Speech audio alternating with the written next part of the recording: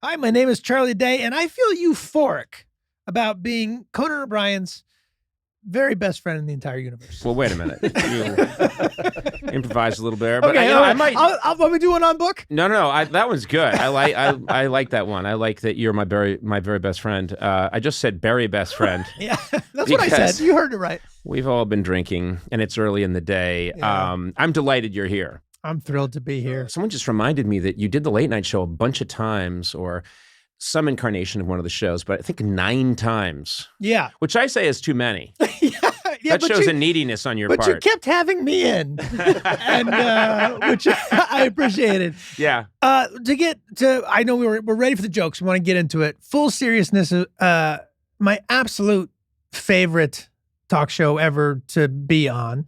I think you were the first one. Well, if it wasn't the first one I did, it was the first one that I felt like I did correctly.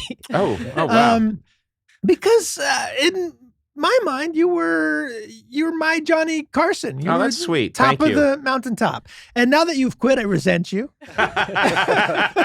And I'm forced to do all the other people, all the lesser than. Oh, well, that's very sweet of you to say. It's so funny because my introduction to It's Always Sunny in Philadelphia was Sona, my erstwhile assistant, coming in and screaming at me. Did you see It's Always Sunny last night? And I say, no, I didn't see it last night. I didn't see. And her whole, what I used to do at the late night show was make sure, the way Stalin did, that there were images of me everywhere. Yeah.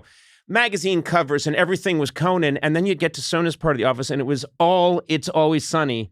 Yeah. Just pretty much that whole area. It was a lot of they're just fun pictures, like promo pictures and stuff. But yeah, you're making me sound kind of crazy, but it's but true. you have great comedic taste, in my opinion. I think I do. You were right about and I always felt that your gang, that you have this similar philosophy about making people laugh that made me very happy, which was just this. Things could get very anarchic and crazy, but the show never really took itself very seriously and still hasn't. And there was just a pure, raw, we're going to have fun and make fools of ourselves if need be. I think we're in the business, the very serious business of how ridiculous can we be? Yeah. Which isn't as easy as just saying, okay, let's go goof off. Like, well, put an extraordinary amount of work and thought and conversation into the most ridiculous thing. Yes. But the passion and care is there. Also, we may have learned a lot of this from you. You may be partly responsible. Well, that's the point I'm getting to. I think there's a cut of the royalties that I would have. Yeah. No, talk to Rob and Glenn, because I think they. I'm sure I'll get very far. Yeah. It's a funny dichotomy that I talk to people about, which is I am 2 things: very silly, and I love abstract foolishness taken to its extreme. And I'm also deadly, deadly serious about it. And you understand that the 2 things coexist, because I think there are a lot of people who think, oh, the Always Sunny guys, if you hung out in their writer's room, or if you hung out with them, it's just clowning all the time. And I know for a fact that no, there are probably very, very heated arguments about how the really stupid thing should happen. We got in one this year, 16 years into doing the show, and a good sort of heated debate about this is the way to do it and this is the way to do it. We do it it's exhausting. It's exhausting, but it's all that sort of arguing and planning so that you can have that, 15 minutes of just raw funny, which is like, are we all agree that this is the best scenario for something to be funny and now just let it rip? Because we feel sort of safe, like we've built up the work around it, and here's a playground with which to destroy sandcastles. But yeah. Well, we have, going back, we have a bunch of things in common. You grew up in Rhode Island. I did. And I kind of grew up in Rhode Island because... Explain. You have 1 foot in Rhode Island. I used to drive there every night and spend an hour at a on a dock with a seagull. And a fisherman. From childhood, every day it was an important.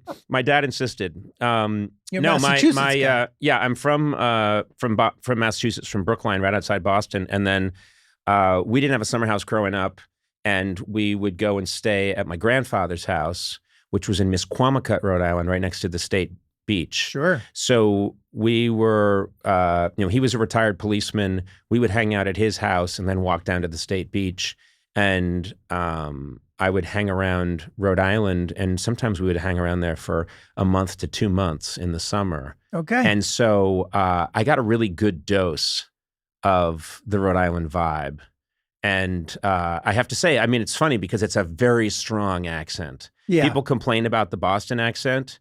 The Rhode Island accent. You start to tip into New York in Rhode Island, where it kind of mashes the two. Yeah, and my favorite is I once stopped in Cranston, Rhode Island. Cranston, yeah. Cranston, and I got out of my car to fill up my tank of gas, and I had my hat on just to try and I just want to, this is, years and years into the late night show, just going to fill up with gas. And this woman, in an acid wash jacket, got out of her Jeep and she walked up to me and she was giving me the look like, you can't hide from me. And she went, I spotted ya. I spotted ya. You're trying to hide.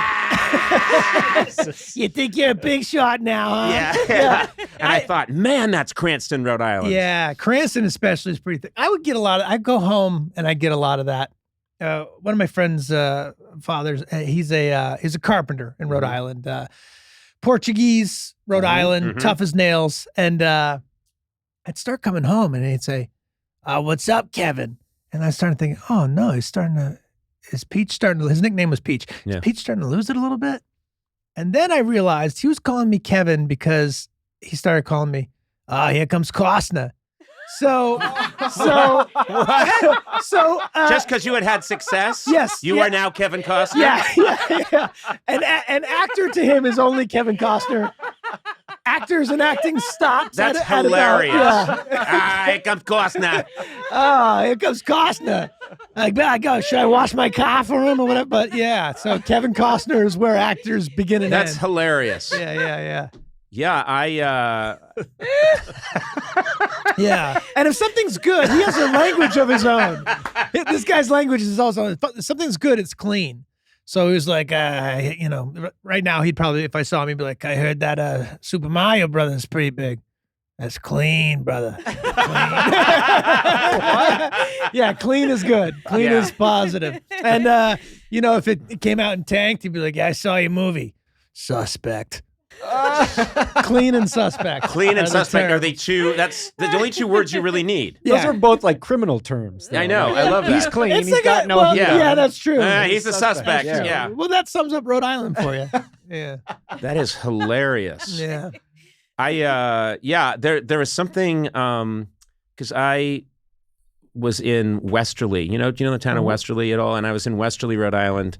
And this was about, 8 years ago, and I was with my mom and my brother, Neil, and we were in this restaurant. It was a Portuguese kind of Italian restaurant, and we're in there, and we're having our meal, and the waitress recognized me, and I could see her looking at me, and then she went out back and I guess made a phone call, and then she came out in this very thick accent that I can't really do, but she was like, I talked to the manager, and here's the deal. If you would come back and do 2 days of signing autographs, and we could publicize it. Conan O'Brien's going to be here, and he's going to do 2 days, and he's going to sign autographs, and you greet everyone at their table. If you could do that for 2 days, dinner's on us. So how'd it go? For real? That was yes, dinner's on us. And I was just thinking, I so want to call my representation in Los Angeles and get them involved. And, they'll be saying things like, well, wait a minute. No, you're going to send a plane, right? No fucking plane. But dinner's included. How much Parmesan? Yeah. How much Parmesan? Yeah, and you know that, and I know that these people would win. Yeah. These people would defeat my representation. A $12 bowl of clam chowder is on us. We just want 2 entire days of your time. Yeah. 2 days. It was 2 days, which I thought was really weird. Really? 2 days? Yeah. You got a two days for one meal. It's a real. Also, I know that some people would come the first day and then no one would come the second day in Westerly. You'd pretty much meet everyone that would want to say hi to me in one day. And do you get a free meal each day, or is it just one for the 2 days? They said dinner's on us. They said singular dinner. Wow. Yeah. So I don't think I get a dinner the first night, but I do get it the second night. Wow. Or maybe I get it the second night and not the. Wow. I mean, the first night, but not the second night. Who knows? That's a real win-win for them, you know. All the Should've done it. publicity and I screwed up. That's cost- suspect. You should have done it.